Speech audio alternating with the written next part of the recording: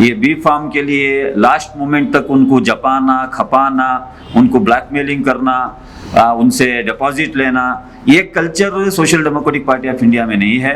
अपने अपने हुजूम की ताकत पर बताकर टिकट हासिल करने के लिए कहीं आ रहे हैं, कई करोड़ों के रुपये देकर जो है टिकट हासिल करने के लिए। रियासत कर्नाटक में इलेक्शन बिल्कुल करीब हैं। ऐसे में तमाम सियासी पार्टियां अपने अपने उम्मीदवारों को मैदान में उतार रही है और कई पार्टियां मैदान में उतार चुकी हैं। और जैसा कि रियासत कर्नाटक में 10 मई को वोटिंग है और 13 मई को रिजल्ट का ऐलान किया जाएगा। कर्नाटक रियासती असेंबली इलेक्शन में social democratic party of India ने 100 उम्मीदवारों का अनाउंसमेंट किया था, लेकिन अब तक 19 उम्मीदवारों को मैदान में उतारा है और अब इन कैंडिडेट्स का बी फॉर्म इशू किया गया है। ये ऐलान एसडीपीआई के स्टेट सेक्रेटरी अफसर कोल्लीपेटे ने किया है। आज social democratic party of India के जो भी हमारे कैंडिडेट को हमने फाइनल किया है, उनके बी फॉर्म इशू करने का एक प्रोग्राम यहाँ पर मुनाकिद करे थे।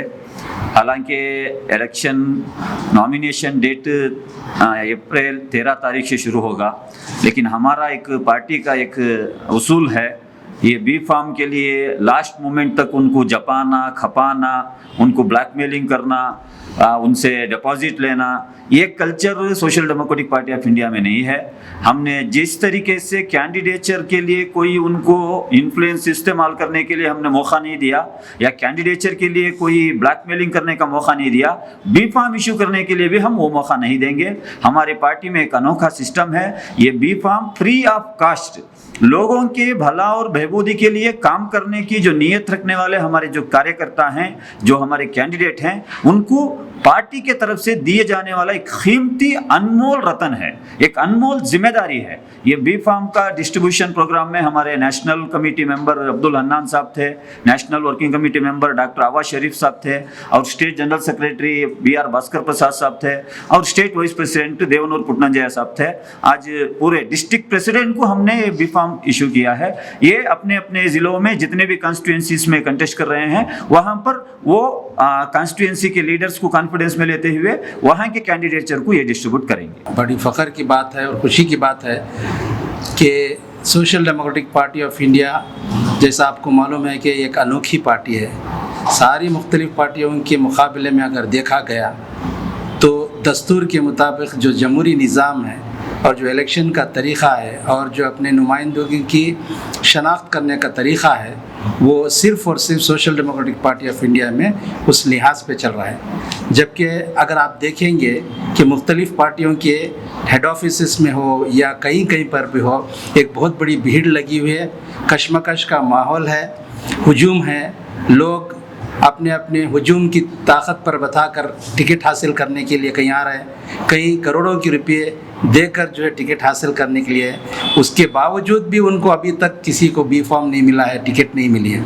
आखिरी वक्त तक इनको लटकाया जाता है। 4-4, 5-5 उम्मीदवारों के पास करोड़ों रुपए की वसूली करते हैं, रिश्वत लेते हैं, इस उम्मीद से कि वो उनको बी फॉर्म दिया जाएगा।